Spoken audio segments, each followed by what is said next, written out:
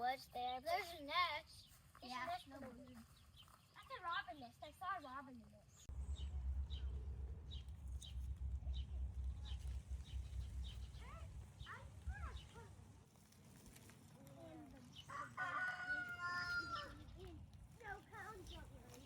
It is officially garden season. Everything is growing, everything is turning ripe. We've got the strawberries on right now, which I've shared with you a little bit.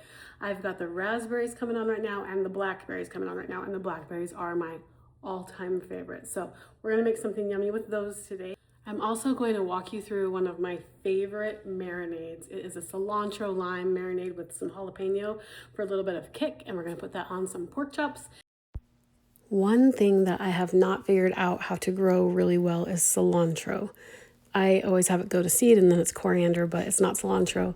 And cilantro is one of the main staples that I keep around the house in the spring, summer, and fall for cooking. It is so good in salsas, in marinades, in burritos and tacos, any Hispanic dish that you want to make. And it's just got so much flavor. I also have a ranch dressing that's a tomatillo, cilantro, lime ranch dressing, which I love on any salad. But the flavors of cilantro with jalapeno and lime, tomatillo goes good too, but these three flavors, cilantro, jalapeno, lime, go so good together that I decided I'm just going to make a marinade with only those, of course, salt and pepper. And then you do the lime juice, the lime zest, and some oil.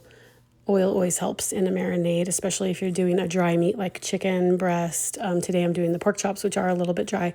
So the oil always helps, and it helps it from sticking to the grill grates too, which I'll be grilling those. Most of the time when I'm marinating something, I am grilling it. I do have a few pork butt roasts that I marinate in the dry rub, but mostly when I'm marinating, I am grilling, and I've been grilling a lot this summer. So this is my new addiction this summer. I am just grilling with a lot of cilantro lime based marinades.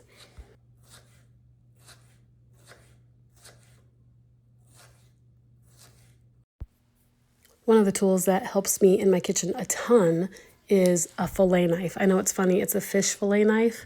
You can just pick them up at Walmart or on Amazon, but you really can chop everything really finely, and you can use it to chop tomatoes really well when you're making salsa without squishing your tomatoes. So it's a really good tool to have around the kitchen.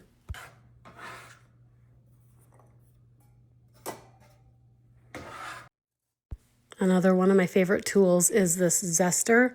I don't know what it's actually called, but I call it a zester.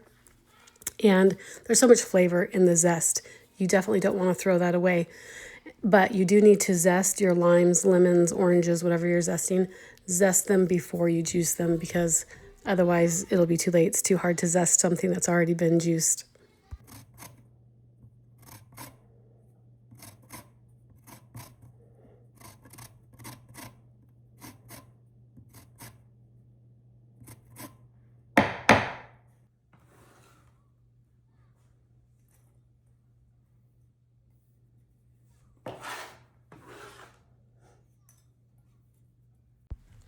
Zesting limes can be a labor of love, because sometimes if they're not really ripe, they're hard and harder to juice.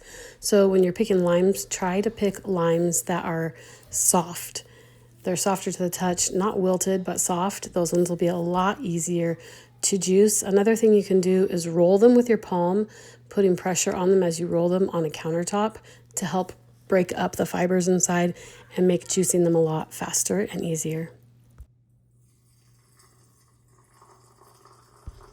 You could also add minced garlic to this. Garlic would go really well with the cilantro, lime, jalapeno flavors. I am just keeping it to the cilantro, lime, jalapeno flavors because I love them so much. But if you're wanting to make this and you want to add a little bit more, you can do some garlic. That would be really good with it.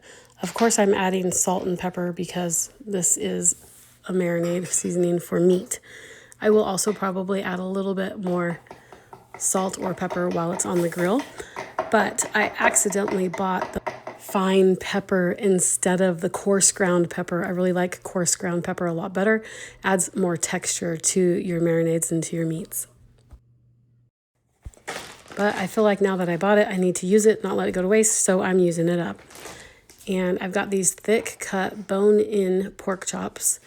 They're probably 3/4 of an inch thick. I've got 6 of them here. I'm going to put them, as always, usually I'll use a Ziploc bag or a bowl and put those in there and then put my marinade in with it. With these, it's nice because, of course, I can just throw them away, which is not good, I know, but it is very convenient. So that's what I'm doing today.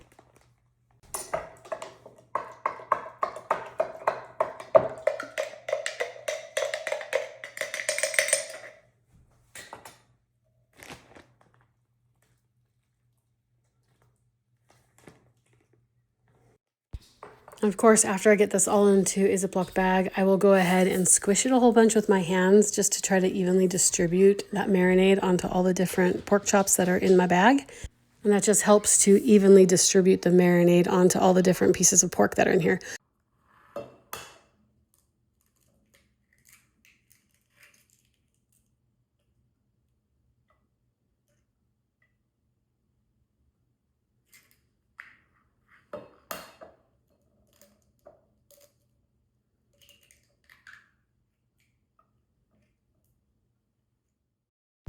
We have a lot of chickens, so we use a lot of eggs around here, and I keep a jar in my refrigerator of egg whites, and then I can use them to make sourdough angel food cake, a plain angel food cake. You can use it to make Rocky Mountain frosting or just to add to your scrambled eggs in the morning or an omelet.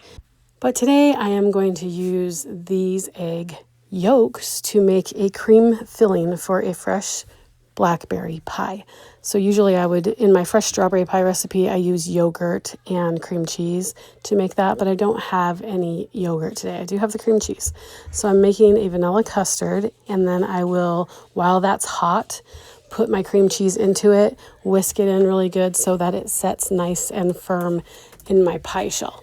I'm also going to do a graham cracker crust because that is quick and easy and I don't have to turn the oven on for those of you wanting to keep your kitchens and your homes a little bit cooler this summer. Then I'll just pour this cream base into my pie shell. That will cool in the refrigerator and get nice and thick, but before I do that, I will top it with my fresh blackberries and it will be delicious.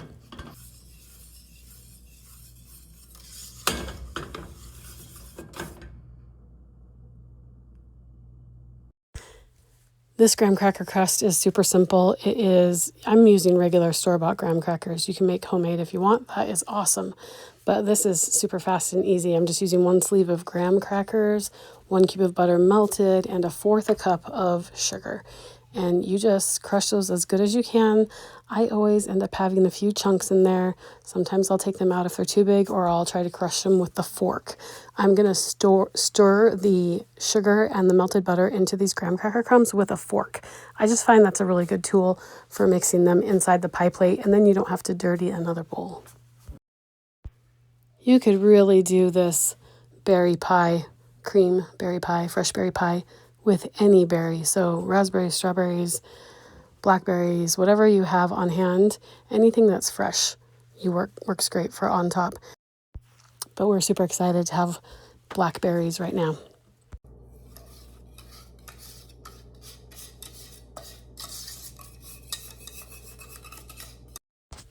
This will go in the refrigerator for a couple hours till the filling is nice and set up, and then it will be perfect for dessert tonight.